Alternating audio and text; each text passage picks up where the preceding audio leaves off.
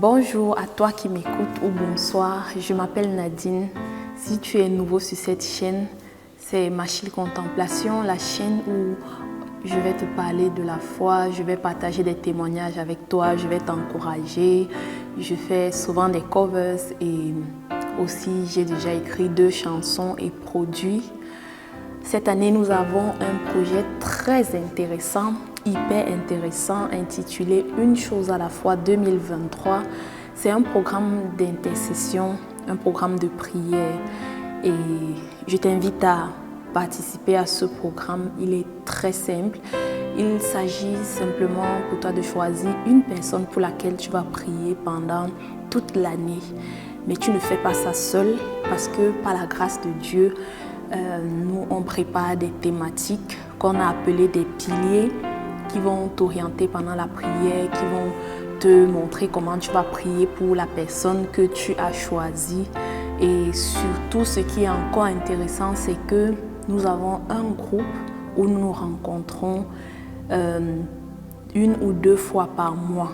Dans tous les cas, tu seras toujours avisé. Il faudra simplement venir sur la chaîne Machile Contemplation et aller dans notre playlist Une chose à la fois. Pour le mois de janvier et février, ce mois-ci, on a déjà parlé de 2 piliers. Le premier pilier de janvier, c'était le gardien. C'était le gardien qui est tiré de Ésaïe 62, oui, je pense bien. Ésaïe 62. Je vérifie quand même, tiré de Ésaïe 62 où en fait Dieu s'adresse à toi et à moi en tant qu'intercesseur et il dit que nous sommes les gardiens, nous sommes ceux qui rappellent au souvenir de Dieu ses promesses pour les hommes. Le deuxième pilier pour ce mois, le mois de février, c'est la prosternation, se prosterner, descendre sur ses genoux, pour prier et demander à Dieu de se manifester. Et on a surtout dit que la prosternation, c'est une attitude d'adoration, une attitude qui nous permet de reconnaître que avant et après tout, Dieu est Seigneur et il mérite qu'on l'adore. Et on a dit que la prosternation, se prosterner, c'est l'acte en fait qui précède une requête, une intercession efficace. Oui, aujourd'hui, j'aimerais partager avec toi un témoignage. Dieu m'a mis à cœur de partager avec toi le témoignage pour que tu ne te simplifies pas et pour que tu ne te dises pas que l'intercession, c'est une chose qui concerne seulement les autres. Et surtout pour que tu saches que par ton intercession, tu peux faire de très grandes choses. Tu vas faire de très grandes choses. Donc, pour revenir à ce que je disais d'abord, tu nous joins sur le groupe privé Facebook Machile Contemplation Intercession. Et tu vas faire une demande très simple. On va t'autoriser à accéder au groupe. Et là, on va se retrouver pour mettre en pratique. Malgré cela, j'encourage toujours que celui qui écoute, qui regarde la vidéo, prie après avoir regardé la vidéo. C'est-à-dire, si on a parlé d'un pilier, dès que tu pries, soit pendant, soit après la vidéo. Et Dieu rendra ton travail puissant. Alors aujourd'hui, revenons à mon témoignage que j'avais tellement hâte de partager avec toi. De quoi est-ce qu'il s'agit? Alors, je me suis rappelé que quand j'étais encore... En fait, le briefing du témoignage, c'est un miracle que Dieu m'avait utilisé pour faire. Mais en ce moment, je ne peux pas te dire que je savais ce qui allait arriver ou alors je ne peux pas te dire que c'était moi qui étais au contrôle des choses. Alors, je me souviens que j'étais en classe de seconde ou première au Cameroun et j'ai grandi dans une famille nombreuse, une maison où on était très nombreux, vraiment très nombreux. C'était une grosse maison aussi. Et là, tu imagines, j'étais encore quand même bien plus jeune que maintenant, il y a de cela plus de 10 ans. Ouais, plus de 10 ans. Et alors, à la maison, on est toujours là, les enfants, les grandes personnes et tout, mais on était vraiment nombreux. Un jour à la maison, tu vois, les enfants, eux, ils reçoivent souvent ce qu'ils écoutent vraiment différemment. On nous dit un jour, il y a quelqu'un qui est arrivé dans la maison et qui est mourant.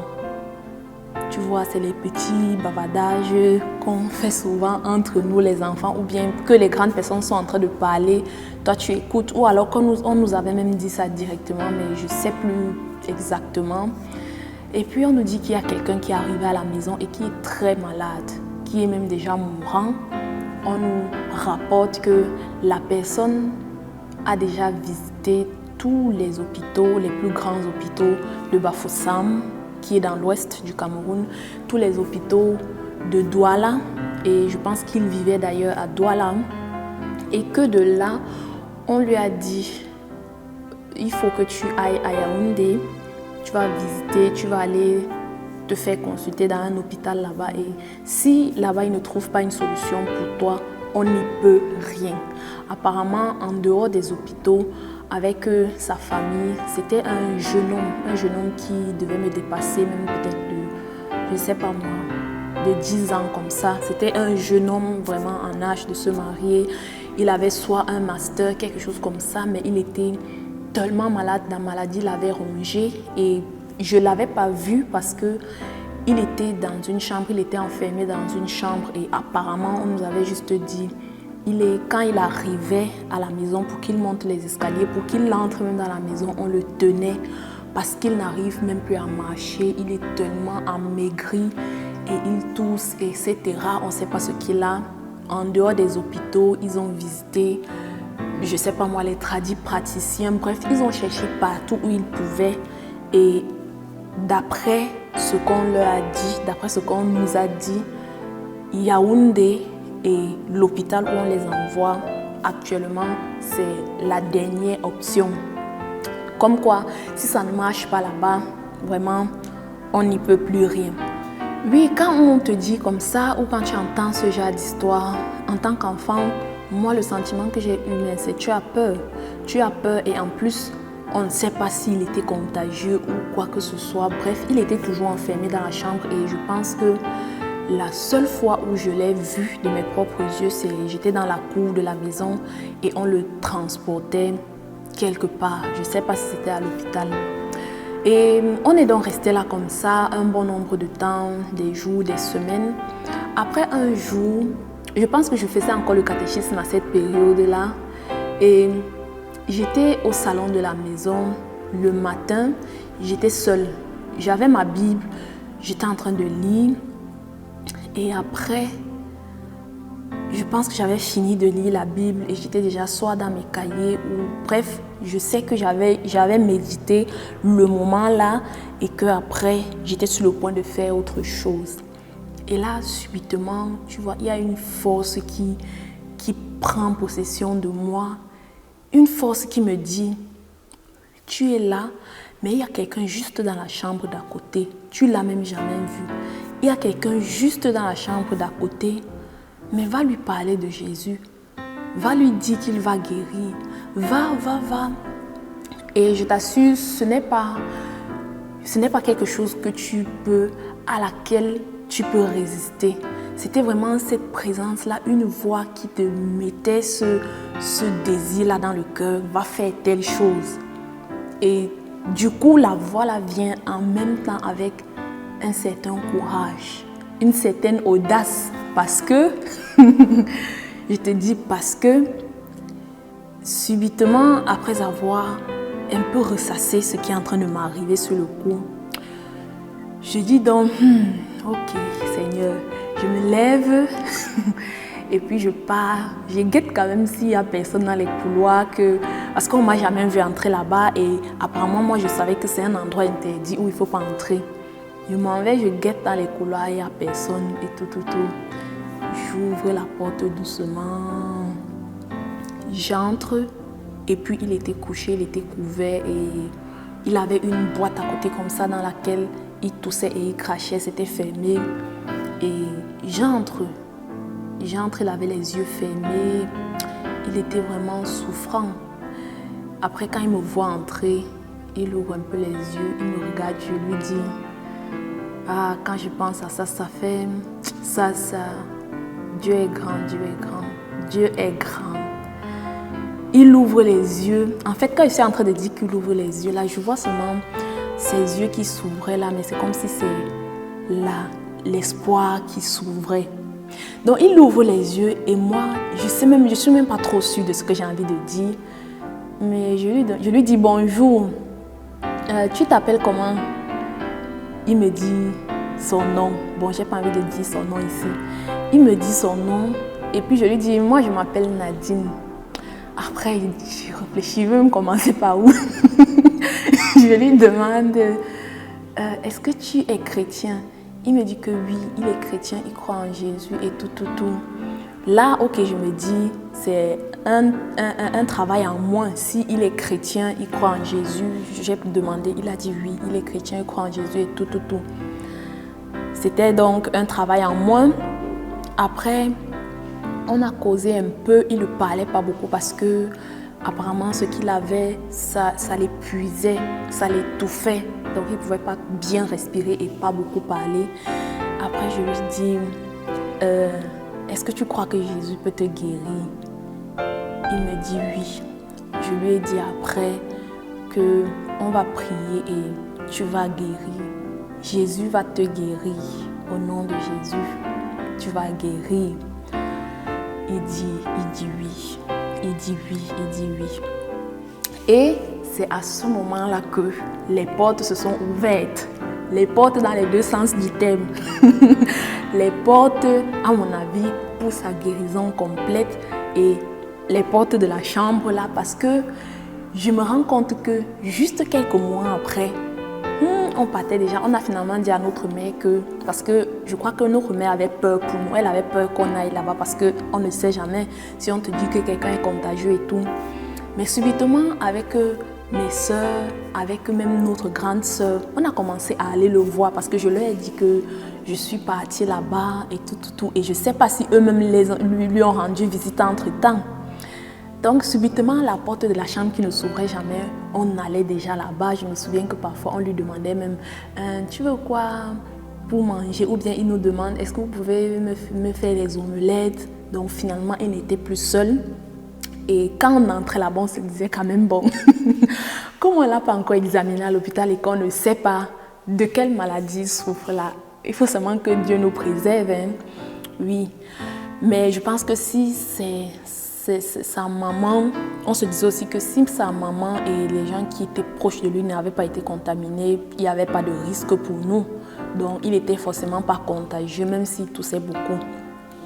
Donc, on a commencé à partir, on passait le temps avec lui. Parfois, on partageait sur la parole avec notre grande sœur, que Dieu la bénisse. On partageait la parole avec lui. Et finalement, il avait déjà la compagnie et pas n'importe quelle compagnie. On venait et on l'encourageait, on parlait avec lui comme s'il n'était pas malade. Et c'était vraiment bien. Et maintenant, on lui demandait l'évolution de son état et comment ça se passe, qu'est-ce qu'on dit à l'hôpital. Il nous racontait. Il nous disait que normalement ça va prendre beaucoup de temps parce qu'on doit lui faire des examens très approfondis pour savoir de quoi il souffre et apparemment ça devait prendre beaucoup de temps. Donc chaque fois on lui demandait et en plus une autre chose c'est qu'on devait prier pour qu'il soit admis à l'hôpital et plus le temps passait plus il nous expliquait et finalement on a dépisté qu'il avait une tuberculose osseuse et quand tu souffres de tuberculose osseuse, tu dois être interné, si je ne me trompe pas, c'était pendant 1 an plein.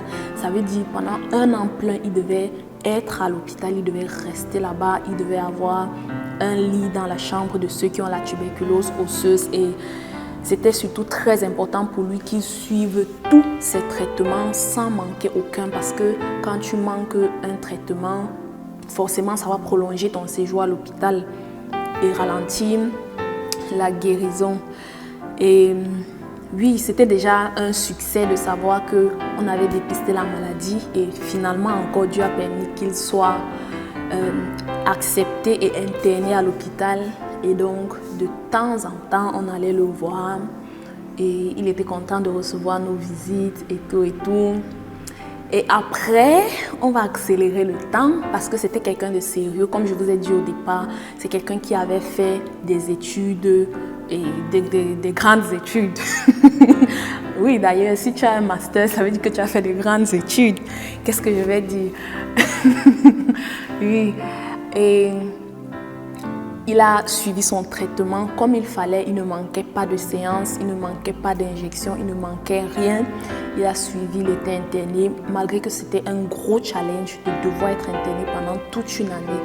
Toute une année. Et tu sais, le Cameroun, ce n'est pas comme d'autres pays peut-être où lorsque tu es interné, tu ne travailles pas, on va t'assister financièrement. Non, c'est sa mère qui devait se battre et c'est pas facile pour un homme qui était déjà dépendant, qui prenait même peut-être soin de sa mère, de se retrouver enfermé dans un hôpital pendant 1 an à suivre des soins et à dépendre de sa mère. Mais par la grâce de Dieu, tout s'est bien passé. Et je ne sais même plus trop comment c'est terminé. Je sais que vers la fin, on était allé le voir à l'hôpital. Il était déjà bien portant. Hein. Il nous disait même déjà que lui, il sort souvent, il part marcher et tout. Et je crois qu'1 an a encore passé, ou 2 ans comme ça, ou 3 ans même. On me dit qu'il y a quelqu'un qui t'a cherché ici. Là, on avait déjà déménagé, on était déjà dans une autre maison. On me dit qu'il y a quelqu'un qui t'a cherché.